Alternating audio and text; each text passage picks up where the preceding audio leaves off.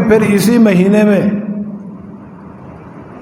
18 ذی الحجہ جو گزری ہے اس میں ایک بہت بڑے خلیفہ ہیں سیدنا عثمان ذو النورین رضی اللہ تعالیٰ عنہ، ان کی شہادت کا واقعہ پیش آیا۔ بڑا اندوہناک واقعہ تھا وہ۔ آج صرف ہم شہادت حسین کے واقعے سے تو واقف ہیں، ہماری تاریخ تو شہادتوں سے بھری پڑی ہے، ان سے نہ واقف ہیں۔ شہدائے بدر ہیں، شہدائے احد ہیں، پھر خلیفہ ثالث شہید ہو رہے ہیں، خلیفہ ثانی جو ہیں سیدنا عمر بن خطاب رضی اللہ تعالیٰ، انہوں نے بھی اپنے جان کا نذرانہ پیش کیا اسلام کی خاطر۔ خلیفہ رابع سیدنا علی رضی اللہ تعالیٰ، انہوں نے بھی جان قربان کی اسلام کی خاطر۔ اسلام کو نہیں ذبح کیا، خود ذبح ہو گئے۔ اسلام کو قربان نہیں کیا، پسے پشت نہیں ڈالا، پامال نہیں ہوئے، اپنی جانوں کو پسے پامال کر دیا، قربان کر دیا۔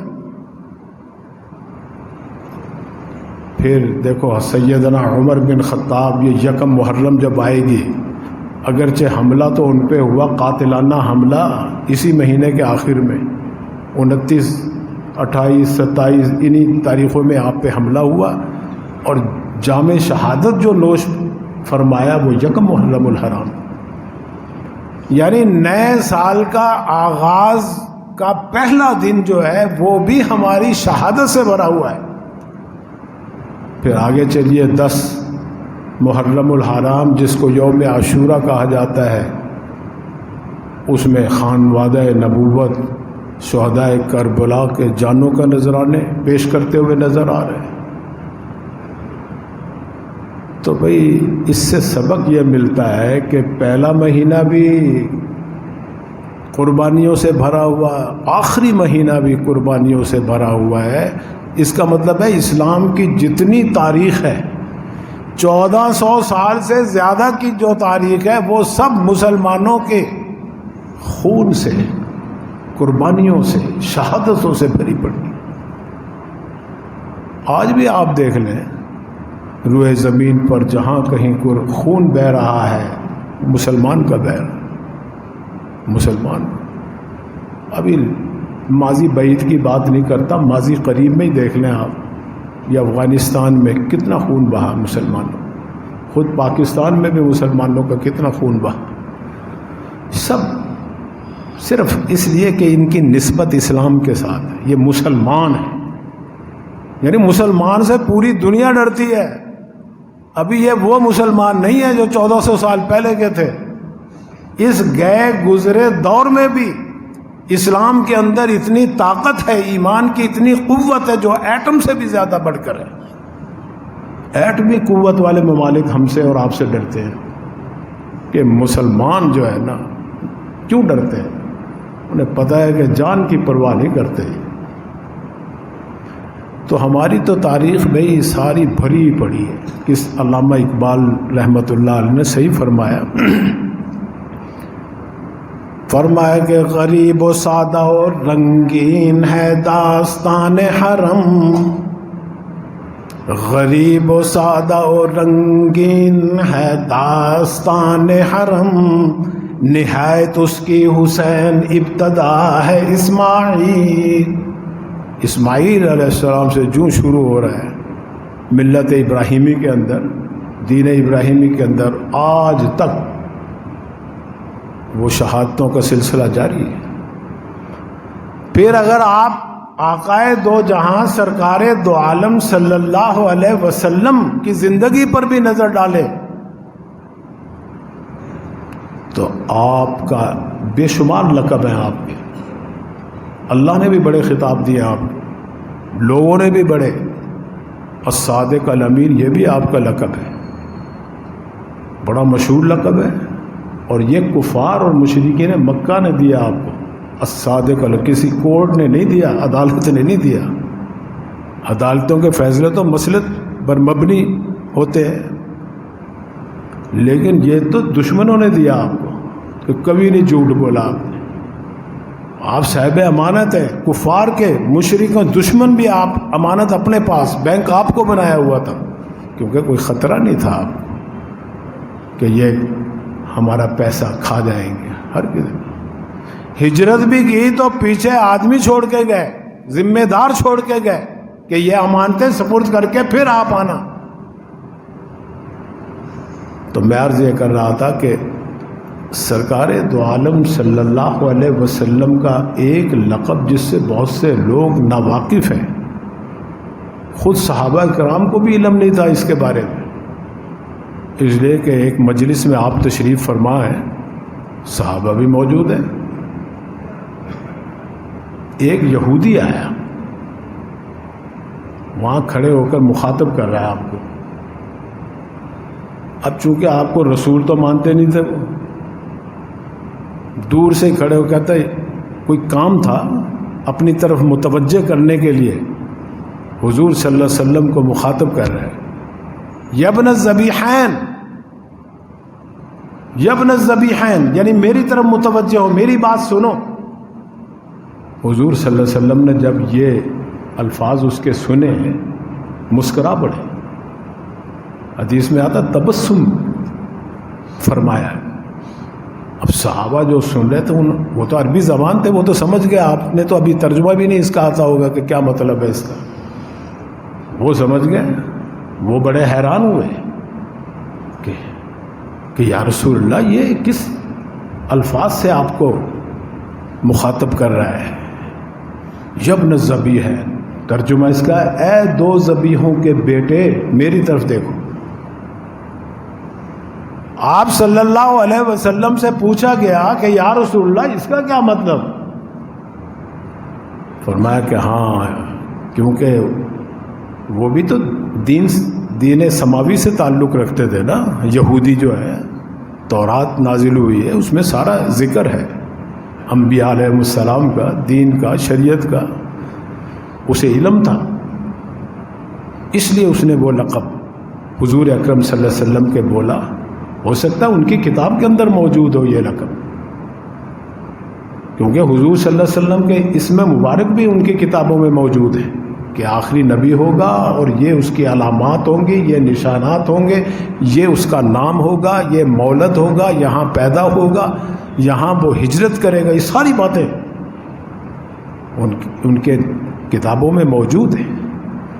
تو اس نے دور سے کھڑے ہو کر کہا یبن الذبیحین، اے دو ذبیحوں کے بیٹے میری طرف دیکھو، میری طرف متوجہ ہو، میں ایک بات کرنے آیا ہوں آپ سے۔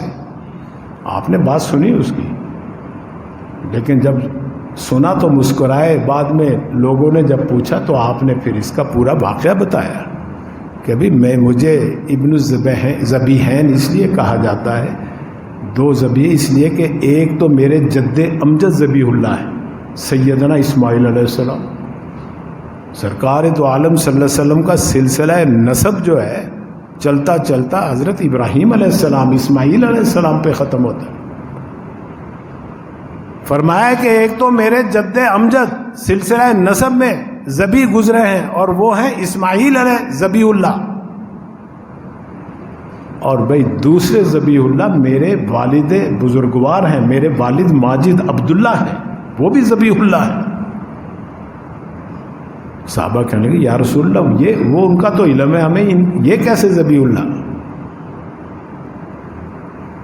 پھر تاریخ کی کتابوں میں لکھا ہے کہ آپ نے واقعہ مختصراً سنایا ان کو کہ دیکھو جب میرے دادا عبد المطلب کی مکہ میں حکمرانی مضبوط ہو گئی، اس سے پہلے کوئی اور حکمران تھے، حکومتیں بدلتی رہتی ہیں جیسے ہمارے ہاں بھی بدل جاتی ہے، آج کل کئی آج اور ہے، کل اور ہے، کل اور ہو جائے گی۔ وَتُعِزُّ مَن تَشَاءُ وَتُذِلُّ مَن تَشَاءُ۔ فرمایا کہ جب عبد المطلب میرے دادا کی حکومت مضبوط ہو گئی مکہ کے اوپر، تو ایک دن خواب آیا، عبد المطلب پچھلے حکمران نے ایک کنواں تھا یہاں بڑا آب زمزم کا، جو تمہارے جد امجد سے چلا آ رہا تھا، وہ جاتے ہوئے اس نے ملیا میٹ کر دیا، تباہ و برباد کر دیا، اس کو دوبارہ اجاگر کرو تاکہ لوگوں کو رفاہی فائدہ ہو، نفع ہو۔ خواب سے اٹھے، اب بھئی وہ کہاں کنواں ہے، کوئی نام و نشان بھی نہیں چھوڑا انہوں نے۔ زمین ہموار ہے، پہاڑی علاقہ ہے، کہاں سے کس جگہ تھا کوئی علم نہیں۔ کچھ دن بعد پھر خواب آیا تو پھر وہی ہاتف غیبی نے یہی ندا دی کہ عبد المطلب لوگوں کے نفع کے لیے اس کنویں کو بحال کرو۔ بھئی کہاں ہے وہ کنواں، کچھ ہمیں نشانیاں تو بتاؤ۔ لکھا ہے کہ پھر بتایا گیا، کچھ شرح صدر کر دیا گیا، اللہ کی طرف سے القاء کر دیا گیا۔ اب ایک ہی بیٹا تھا ان کا اس وقت، حارث ان کا نام تھا، ان کو لے کے چل پڑے۔ اب زمین کھودنی شروع کر دی وہاں سے۔ اب زمین کھود رہے ہیں، لوگ مخالفت کر رہے ہیں، بھئی کیا کر رہے ہو یہ؟ بھئی ہم یہاں سے کنواں نکال رہے ہیں۔ بھئی کنواں یہاں کہاں؟ اس بوڑھے کا دماغ چل گیا، کوئی کچھ اعتراض کر رہا ہے، کوئی حزب اختلاف ہر دور میں ہوتی ہے، مخالفت کرتے رہے، لیکن وہ لگے رہے اپنے بیٹے کو ساتھ لے کے۔ اللہ تعالیٰ نے کامیابی دے دی، کنواں وہیں تھا، وہیں سے نکل آیا پانی، پھر آب زمزم کا سارے مکے میں شروع ہو گیا۔ ویسے بھی حاجیوں کے بڑے خدمت گزار تھا یہ خاندان، ان کی رہائش کا، قیام کا، طعام کا، پانی کا، ان کی خدمت کا، یہ سارے عبد المطلب کے ذمے تھا۔ پانی کا کنواں جب کھلا تو لوگوں میں آپ کی بڑی شہرت ہوگی، آپ کی حکمرانی، آپ کی حکومت کی بڑی عزت ہوگی کہ بڑا کارنامہ ہے یہ۔ پانی کا بڑا قلت تھی، قحط تھا اس دور میں، اس جگہ میں۔ تو آپ نے جب دیکھا کہ اللہ نے مجھے اتنی عزت دی تو بھئی اس وقت پھر ایک منت مانی انہوں نے کہ یا اللہ اگر تو مجھے 10 بیٹے دے، ایک تو ہے 9 اور دے دے، اور وہ سب کے سب زندہ رہیں اور سب کے سب بالغ بھی ہوں، میں ان کے سب کے ساتھ مل کے پوری عوام کی خدمت کروں گا، اسی طرح خدمت جاری رکھوں گا، اور زیادہ ان کو سہولتیں دوں گا میں۔ اور اگر یہ میری منت پوری ہو جائے تو یا اللہ میں ایک بیٹا تیرے راستے پہ بھی قربان کر دوں گا۔ یہ بھی نظر مان لی۔ اب دیکھو تقدیر میں جو لکھا ہوتا ہے نا وہ ہو کے رہتا ہے۔ اللہ تعالیٰ ویسے اسباب پیدا کر دیتے ہیں، ویسے تدابیر پیدا کر دیتے، کامیاب ہو جاتا ہے انسان۔ بعض اوقات انسان تدبیریں کرتا رہتا ہے، تقدیر میں وہ ہوتا نہیں، تدبیر فیل ہو جاتی ہے، تقدیر غالب آ جاتی ہے۔ تو اللہ تعالیٰ نے 10 بیٹے بھی دے دیے، زندگیاں بھی دی ان کو، بالغ بھی ہو گئے، خوب مکے کی خدمت ہو رہی، حکومت کر رہی ہے خدمت۔ لیکن عرصہ کافی بیت گیا، 15 سال 16 سال 20 سال ہو گئے ہوں گے، وہ نظر بھول گئے۔ آخر انسان تھے نا۔ عربی کا مقولہ مشہور ہے، اول و ناسن ناسن، کہ سب سے پہلا انسان جو تھا نا وہ بھی بولن ہار تھا، اور وہ ہمارے ابا حضور تھے آدم علیہ السلام، سب سے پہلے۔ اول و ناسن میں جو پہلا ناس ہے اس سے مراد انسان ہے، اور جو دوسرا ناس ہے وہ اسم فاعل کا صیغہ، بھولن والا، بھولنے والا، بھولن ہار۔ عربی کے لفظ جو ہے ملتے جلتے بھی ہیں، معنی مختلف ہیں، الفاظ ایک یکساں ہوتے ہیں۔ اول و ناسن ناسن، پہلا انسان بھولنے والا۔ ہم اس کی اولاد ہیں تو ہم سے بھی بھول ہو جاتی ہے۔ تو میں عرض یہ کر رہا تھا کہ حضرت عبد المطلب کو اپنی نظر جو تھی وہ بھول گئی۔ پھر وہی ہاتف غیب نے ندا دی، خواب آیا، اس میں بتایا گیا، حرم شریف میں سوئے ہوئے تھے کہ بھئی منت پوری کرو اپنی، دیکھو اللہ نے 10 بیٹے بھی دے دیے تمہیں، تو وہ منت پوری کرو۔ صبح کو اٹھے، جیسے عام آدمیوں کو ڈرانا کوئی خواب آ جائے نا تو ہم یہی بتاتے ہیں کہ کوئی صدقہ کر دو، خیرات کر دو، کوئی 2 رکعت نفل نماز پڑھ کے دعا کر لو کہ یا اللہ اس خواب کے شر سے بچا، خیر عطا فرما۔ اللہ تعالیٰ حفاظت کرنے والی یہ نماز جو ہے یہ بدنی صدقہ ہے، بدن کو نہیں کوئی نقصان ہوگا۔ 150 روپے دے دو گے تو مال کو نہیں کوئی نقصان ہوگا۔ تو انہوں نے صبح اٹھ کے ایک دمبا ذبح کر کے غریبوں میں تقسیم کر دیا، لیکن کچھ دنوں کے بعد پھر خواب آ گیا، نہیں بھی نظر پوری نہیں ہوئی، پھر گائے ذبح کر دی، پھر خواب آ گیا کہ نہیں نظر نہیں پوری ہوئی ابھی، پھر اونٹ ذبح کر دیا، لیکن خواب نے پھر بھی جان نہیں چھوڑی۔ پھر انہوں نے پوچھا کہ بھائی میں نے تو دمبا بھی ذبح کر دیا، گائے بھی ذبح کر دی، اونٹ بھی، سب سے بڑی قربانی اونٹ کی ہوتی ہے، وہ بھی ذبح کر دی، تم ہی بتاؤ کیا ذبح کروں اور کیا پیش کروں اللہ کے حضور کہ میری نظر پوری سمجھی جائے۔ پھر اس نے یاد دلایا تم نے وعدہ کیا تھا کہ 10 بیٹے ہوں، جوان ہوں، حد بلوغ تک پہنچیں تو میں پھر ایک کو قربان کروں گا، کرو ایک کو قربان بیٹے کو۔ یاد آ گیا، صبح کا اٹھے پریشان، اس وجہ سے نہیں پریشان کہ بیٹا ذبح کرنا پڑے گا، کہ نسب تو وہی چلا آ رہا ہے نا، جیسے ابراہیم علیہ السلام کو خواب ہے، کوئی پریشانی نہیں۔ پریشانی صرف یہ تھی کہ میرے بیٹا کیا جواب دے گا، کس بیٹے کو ذبح کروں؟ قربانی کے لیے تو میں تیار ہوں، بیٹے کی قربانی دینے کے لیے بھی تیار ہوں، اپنی منت پوری کرنے کے لیے بھی تیار ہوں، لیکن میں بیٹوں کے سامنے جب رکھوں گا تو بیٹے کیا کہیں گے مجھے؟ بہرحال بیٹوں کو جمع کیا، سب کو جمع کیا، 10 کے 10 کو۔ اس میں ابو لہب بھی ہے، عباس بھی ہے، حمزہ بھی ہیں، اور ابو طالب بھی ہیں، عبداللہ بھی ہیں حضور صلی اللہ علیہ وسلم کے والد ماجد، حارث بھی ہیں، حمزہ بھی ہیں، یہ سارے آپ کے چچا ہیں، سب بھائی ہیں آپس میں۔ اپنا خواب بیان کیا، منت بیان کی،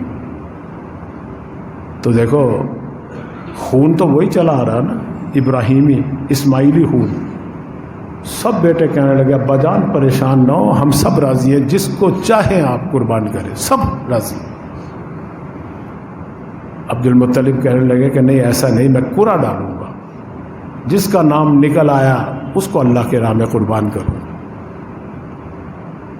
اتفاق سے قرعہ نکلا عبداللہ کے نام، حضور اکرم صلی اللہ علیہ وسلم کے والد ماجد کے نام، جو خوبصورت بھی سب سے تھے، شکیل، وجیح، سب سے زیادہ تھے، پیارے لاڈلے بھی سب سے زیادہ تھے۔ اللہ تعالیٰ تو امتحان لیتا ہے نا، آزمائش کرتے ہیں، اور اللہ کو علم ہوتا ہے۔ عالم الغیب جو ہے یہ تو ہمیں اور آپ کو صرف ظاہر کرنے کے لیے کہ دیکھو ان کا کتنا مقام ہے، کیا آزمائش تھی اور کیسے انہوں نے جان قربان پیش کی، اور تم ہو مال بھی نہیں خوش دلی سے قربان کرتے، جانور بھی خوش دلی سے نہیں قربان کرتے۔ اس لیے اللہ تعالیٰ اس قسم کے واقعات ہمارے اور آپ کو سبق دینے کے لیے دنیا میں پیدا کرتے ہیں۔ جب عبداللہ کا نام نکلا تو وہ تیار ہو گئے، وہ کسی نے صحیح کہا نا، فرمائے کہ نشود نصیب دشمن کے شود ہلاک تیغت، دشمن کے قسمت میں کہاں ہے یہ کہ وہ تیری تلوار سے ہلاک ہو۔ یہ تو محبوب جس کو قتل کرتا ہے، ذبح کرتا ہے، وہ تو اس کی خوش قسمتی ہے کہ محبوب کے ہاتھوں قربان ہو جائے وہ، دشمن کے ہاتھ کی نصیبے میں یہ بات نہیں ہوتی۔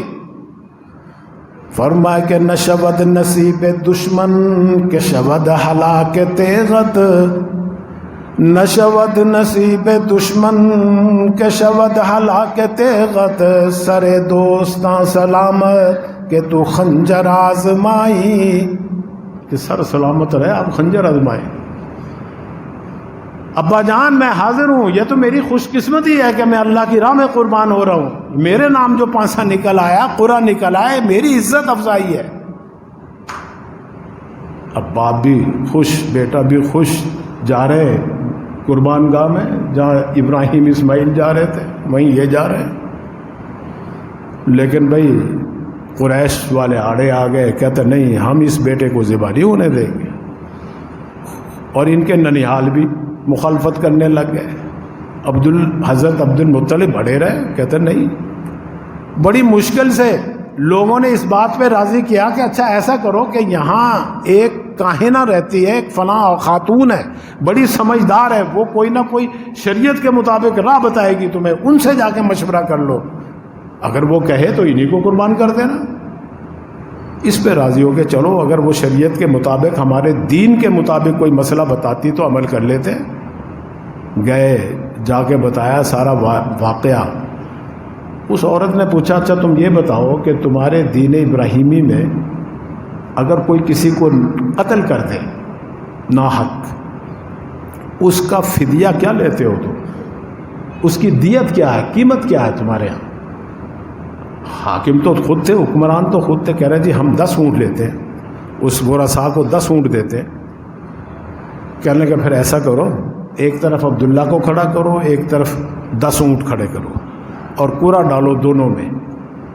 اگر عبداللہ کا نام نکلتا ہے تو 10 اونٹ اور بڑھا دو, پھر قرعہ اندازی کرو, پھر عبداللہ کا نام نکلتا 10 اور بڑھا دو. جب تک اونٹوں کا نام نہ نکلے اس وقت 10 اونٹ بڑھاتے جاؤ.